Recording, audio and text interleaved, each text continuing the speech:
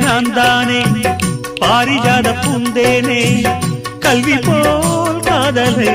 கற்றுத்தர வந்தேனே கற்றுக்கொடு கண்ணாலே தன்னிமையில் உன்னாலே என்னவோ என்னவோ இன்பங்களை கண்டாலே பருவக் கனவு பிறக்கும் பொழுது இறகு முளைத்து பறக்கும் மனது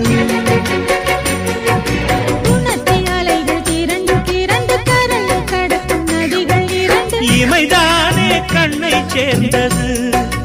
எந்தன் இளநெஞ்சம் உன்னை சேர்ந்தது செம்பருத்தி செம்பருத்தி பூவை போல பெண்ணொருத்தி